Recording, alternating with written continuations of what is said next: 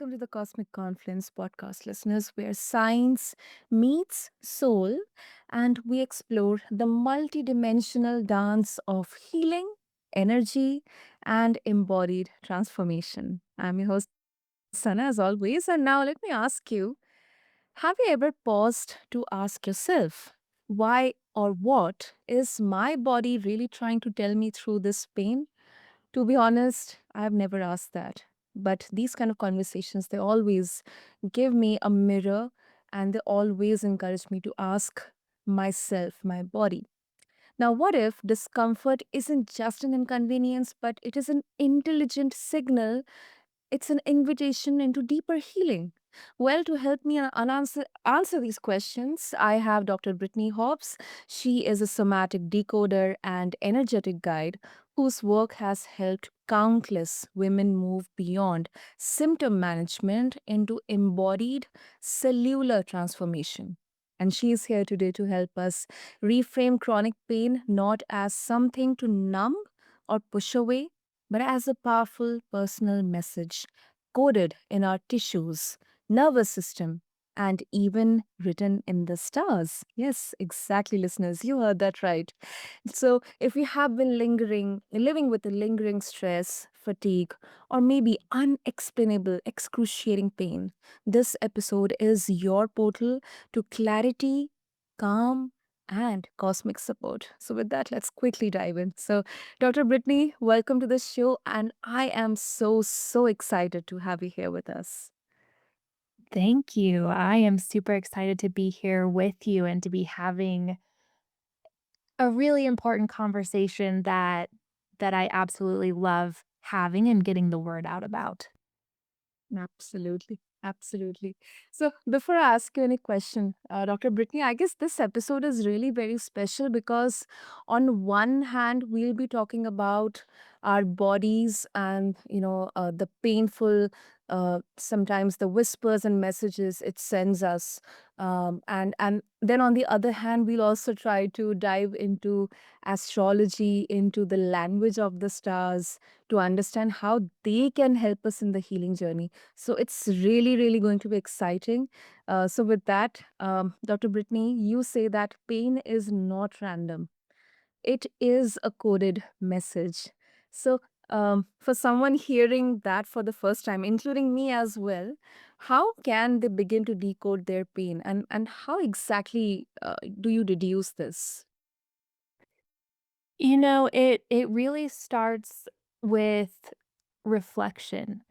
When we have an acute injury or an accident and let's say we injure our wrist or our ankle, we can Mhm. link that directly to an event, but when we have pain that either comes on suddenly or builds on itself over time and it hangs around for a really long time, even if, it goes away and it comes back, it goes away and it comes back. These are all, our body trying to get our attention to say, "Hey, something isn't Right. going the way that we need it to go."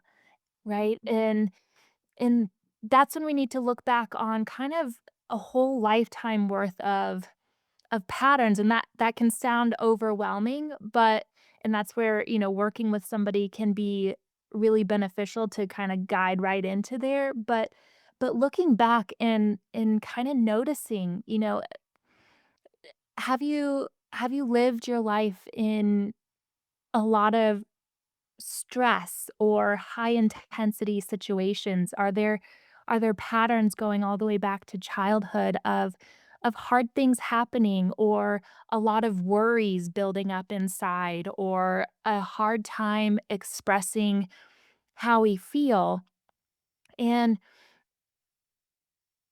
all of that builds up. I kind of think of it as a bucket. Our body can only hold so much, similar to how a bucket can only hold so much water. And each time we have a stress, whether that be a good stress or a bad stress, that's a drop in this bucket. And if we don't learn how to kind of support our unique bodies by, building in a little spigot at the bottom of the bucket to let some of those stressors drain away, or some of those emotions or frustrations, right? We can fill in a lot of different words for what fills up in that bucket. But we have to learn what our body needs from us to kind of open up that spigot and let some of that drain out so that we have more capacity and resilience to face all the other things that are gonna come our way in life. Mm. Yeah, that definitely makes sense. I think it can be a bit uh, uh, maybe met with skepticism initially for someone, especially who spent years managing pain through medication or therapy. So, for them, Dr. Brittany, how do they shift into listening rather than fixing? Because through so many years and through pain and pain medications and everything, those are kind of quick fixes. So somehow our body and minds they get into that habit of or of resorting to quick fixes instead of bearing through the pain or understanding the root cause behind it. So how can they shift into listening? Yeah, and I think that's a really important point. I think all of us have been conditioned to desire those quick fixes, and when we're in pain, it makes a whole lot of sense. And, I've worked as a pharmacist for the past 15 years, and I've seen firsthand how limiting medications and even certain types of therapies are in healing pain, because our body's gonna win out. It needs us to be present, and it needs us to feel, not just talk about what we've experienced, but really allow ourselves to feel into it. And Mhm. we can start that by, as cliche as it sounds, it really has to do with us carving out time to be with ourselves in some capacity. And, a really simple starting place is, just placing a hand over our heart and simply saying to ourselves, "Hey, I'm here with you. I have your back. I'm listening." And actually take a few seconds to just see what can you put a name to the feeling that you're feeling, or can you identify a sensation? Maybe anxiety shows up as a little bit of jitteriness or quivering somewhere Mhm. inside the chest, right? And maybe we're not able to put a word to that, but even us just starting to notice what sensation am I having in my body? Does it feel heavy and dense, or does it feel quick and jittery, or does it feel spacious, or is it contracted? And that's a really, really important starting place that really can take 10 seconds of us, just that hand on the heart and just getting curious. What can I feel right this moment? Mm. That's definitely, I think, very easy and simple, yet such um, a profound step to begin with. It's like, your soul, your mind and your body, they're kind of now embracing or stepping onto the journey of becoming in sync. Um, and this is the beauty of your work, Dr. Brittany, that you blend somatic work, system regulation, and then energy healing also. And all of these, once again, so beautifully, like they're signifying the um, this beautiful connection between mind, body, and our soul. Because ultimately, our soul is energy. So, which of these practices tend to surprise the people you work with the most, and why do you think that is?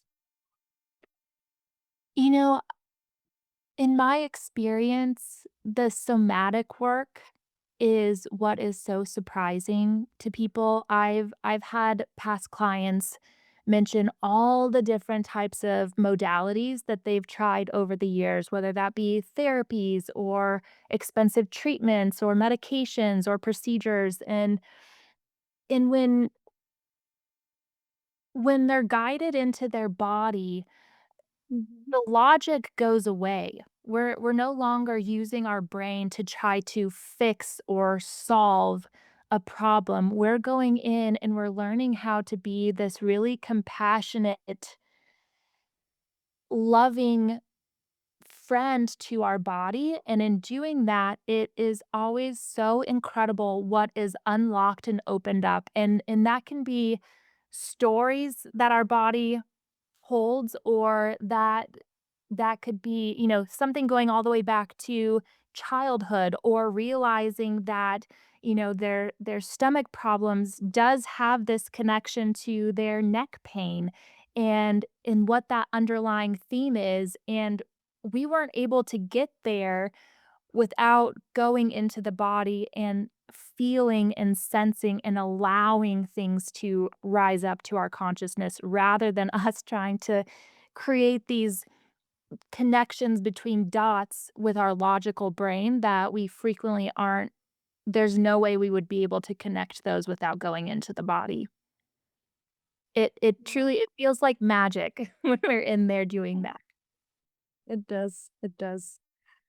Um, and we were having our conversation on the mindful living yesterday, and something you mentioned, a statement which I'm going to retain it now onwards.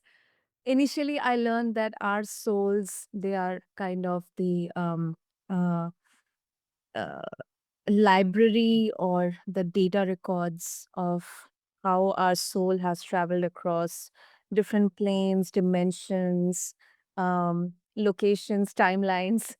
And now, yesterday, when you mentioned that our bodies are also the living libraries, that kind of really struck a chord with me. And then we also discussed about, how inherited pain, up to maybe 7 generations back, it can be held in our bodies. And that can really feel overwhelming. So, how can we start healing what isn't even ours? I mean, can it be healed, including all the modalities like somatic, or energy healing or nervous system regulation, or it depends on like person to person and their unique experiences? You know, it really does it circles back to that relationship that we have with our body. I am a firm believer that our body only allows into our conscious awareness what it feels we have the capacity to hold.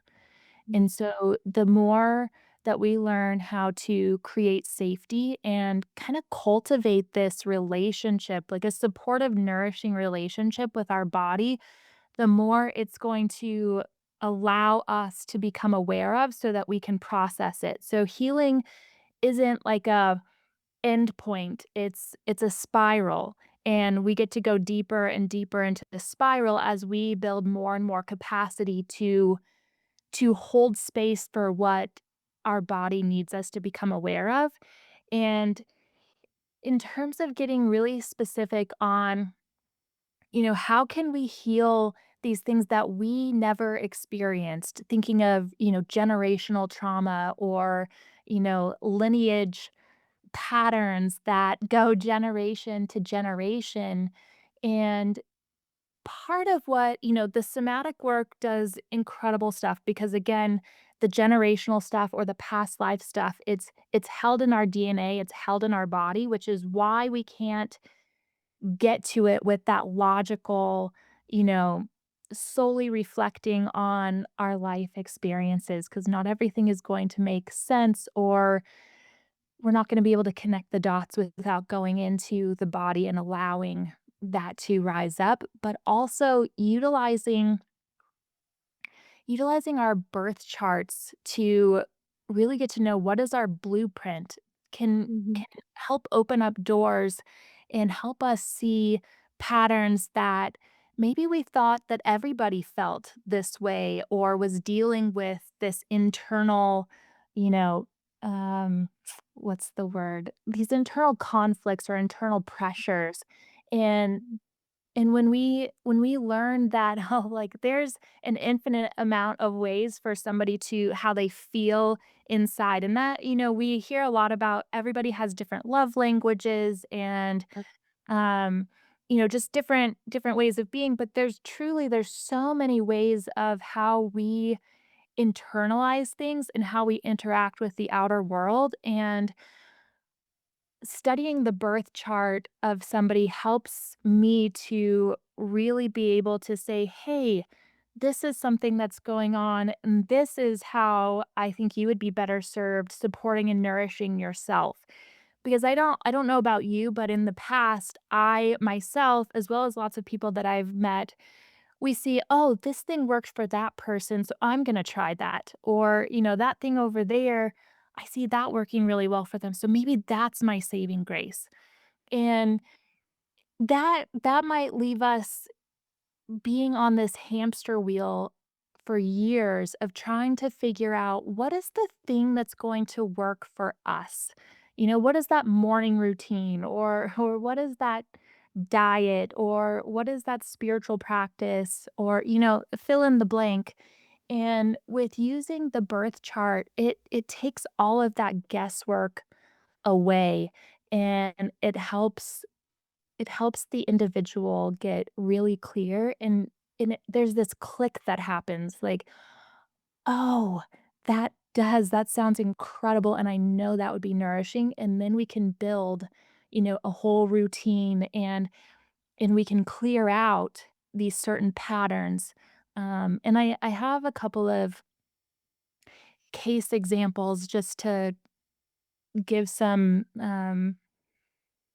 examples of what that might look like too, if and when we're ready to kinda look at, how does the astrology support the healing side of things too?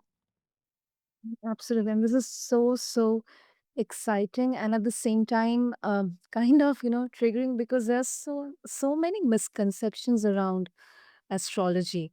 Some time back, I heard it from someone that, they are having knee pain or maybe some kind of muscular pain, especially at the time of full moons or eclipses. There are kind of energy spikes during certain planetary events. So we'll definitely come to the examples, Dr. Brittany, but also how do these planetary movements and then the birth charts, how they and our unique energetic blueprints are connected, and how do they influence pain or healing in the body? I mean, that's really surprising, but I would love to know the connection. Yeah, and, a way for me to really grasp planetary bodies can influence us on Earth because they seem so far away, and it seems somewhat illogical to think that they could have such an influence on us. But I think of the moon, for starters, as something that we can really like, there's tangible effects that we see on the Earth of how the moon impacts us. So whether that's we're thinking about the tides of the oceans and how we have high tide and low tide and how the moon is directly connected to how it impacts that. And, I think about how the majority, we're made up of water. Right? And so if the moon can impact these giant bodies of water on the earth, then it obviously is having some sort of impact on us at a cellular level, and all of these fluids and how they all interact. And thinking of our nervous system is made up of spinal fluid. So again, another liquid flowing through us. And how does the moon, and if it's, gravitational forces impact us, and then we go out further to these other planetary bodies that are even bigger. They're further away, but they still are having this impact, and it just it brings me to this sense of awe at how interconnected we are, and I also think of the the butterfly effect. Have you heard of like when a butterfly flaps its wings in one part of the world, how it can have this impact that moves Yes. all the way to the other side of the world? And that's from a teeny tiny little butterfly.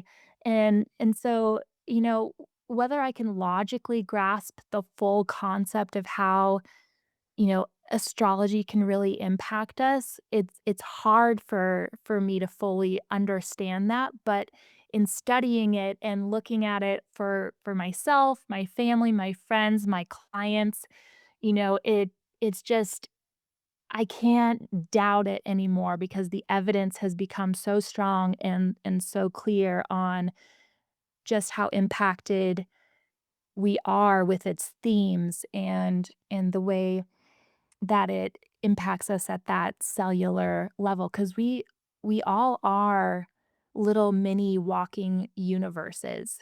If we think about, we have our atoms and our electrons and our neutrons and how they're all orbiting around each other, and we're really like 99% space, and that reflects this, relationship of these big planets that are far away and so much space between, and then us in our little microcosms that are also, yeah, these many universes that reflect, the bigger universe at large.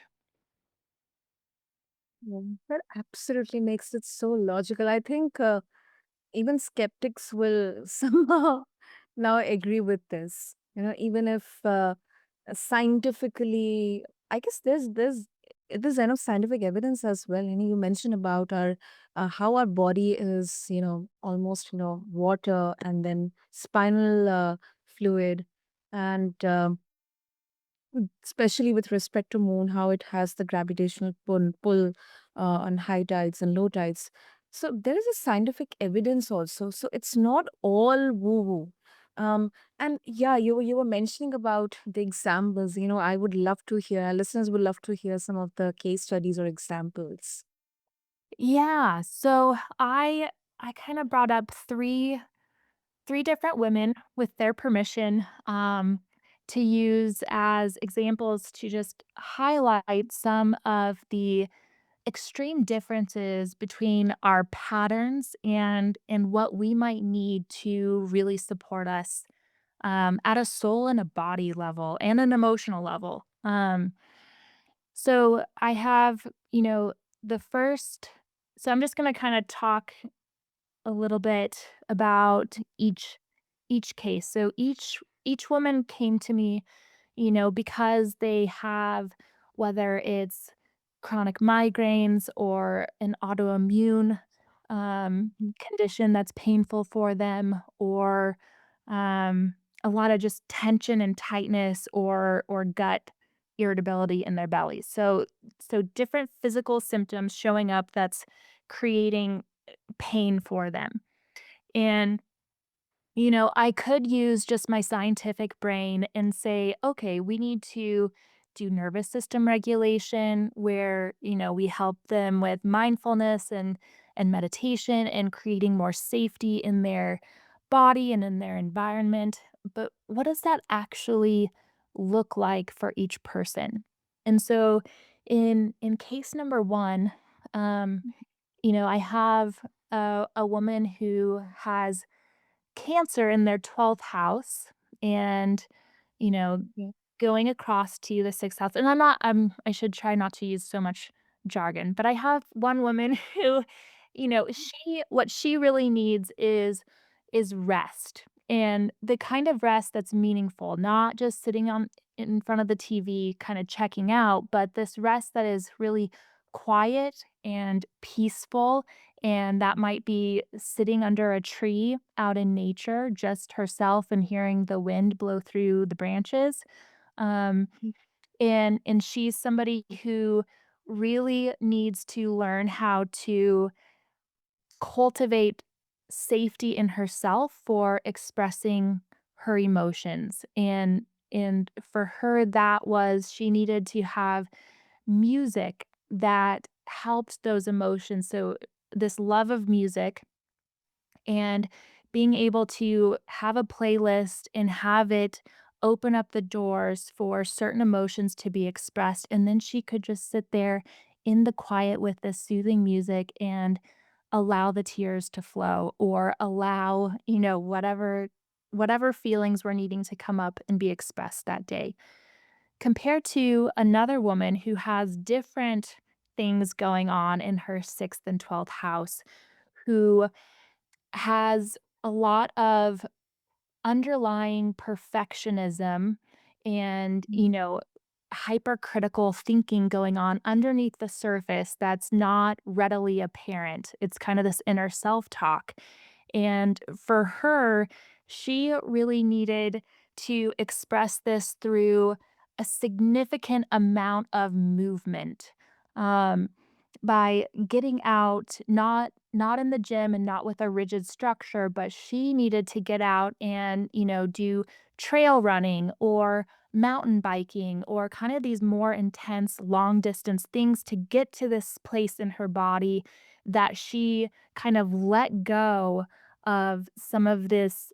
She had to enter she had to enter a different state to do these long distance events, and that allowed things to come up and be moved out of her body and to allow her to let go of the mind and to fall into this trust relationship with her body. Versus the 3rd case, this person, again, had even more different things going on in her chart where there was a lot of pressure that she internalized and put on herself and a lot of pent up anger that was not necessarily related to this life experience. And so she really needed to be given permission as a woman, especially to allow herself to feel angry. You know, there's so many of us women who are conditioned that, anger is not an attractive quality. Mhm.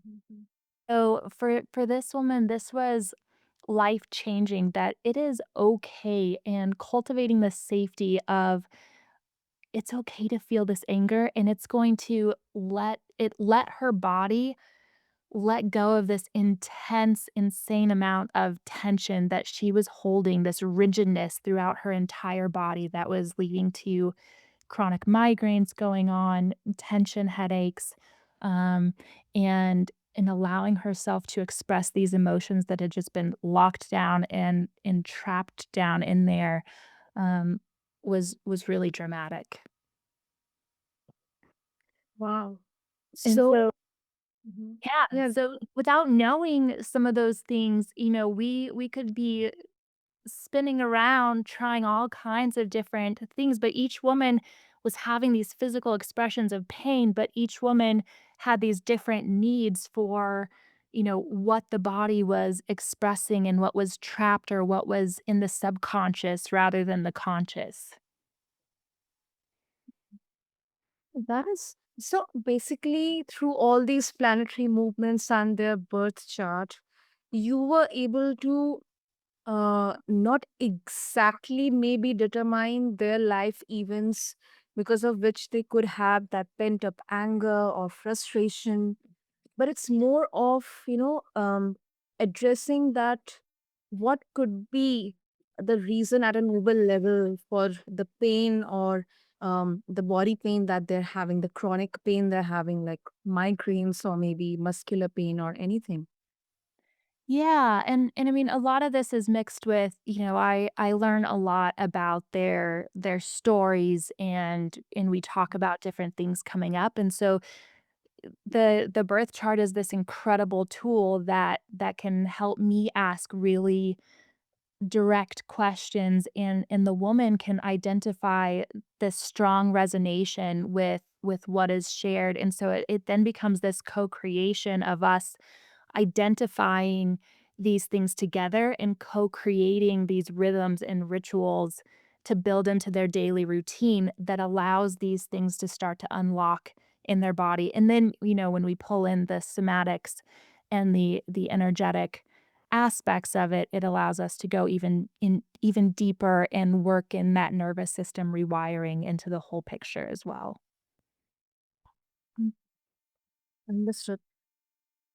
So it's more from the perspective of understanding the root cause rather than, just simply predicting or the fear mongering, specifically for which astrology is kind of infamous among people.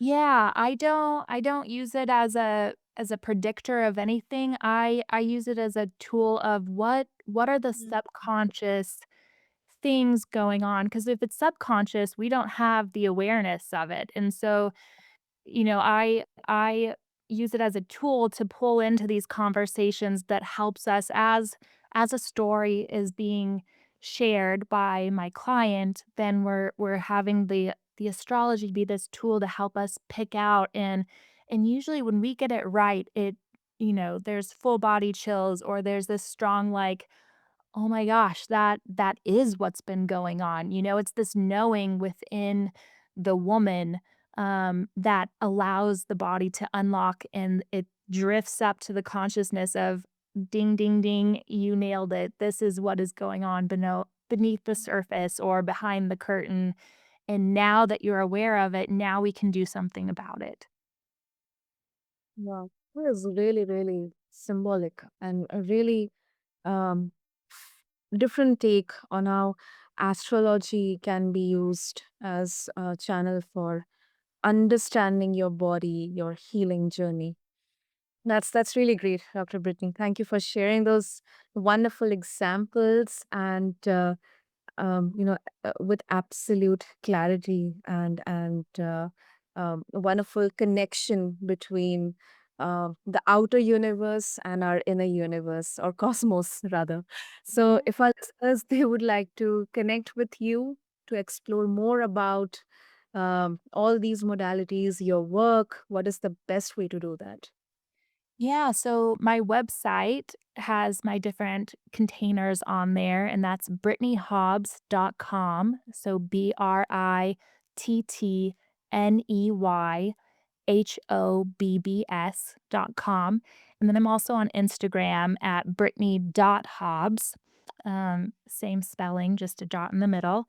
And as a sincere thank you to you and all of your listeners, I would also like to offer 10% off of whichever container might resonate with them, um, with, a code for, we'll do Cosmic 10, so Cosmic and the number 10, so 10, and if they put that in, then, they can have 10% off of whichever container resonates if they would be interested in exploring how all of this would come together for them and their bodies. That's wonderful. I'll make sure to have all the details in the show notes, Dr. Brittany. And thank you once again. I mean, this was such a wonderful conversation, and so beautifully you helped us to realize that healing isn't about overpowering the body, but it's more about partnering with it. So, thank you so much. Thank you. Yeah, thank you, Sana. It was a pleasure being here with you. I absolutely loved this conversation and the questions and how you steered it. So thank you for bringing it out. Thank you for your kind words, Dr. Brittany, and to all the listeners. Whether through the whispers of pain, the language of energy, or the guidance of the planets, Dr. Brittany has opened a portal for us today into trust, awareness, and deep alignment. So, once again, to all the listeners, I would love to say that your body has always been speaking. Maybe now is the time to truly listen to it. Until next time on Cosmic Confluence, I urge all of you to stay grounded, stay curious, and also remember that your healing is written in your cells and in the stars. With that, this is your host, Sana, signing off. Thank you.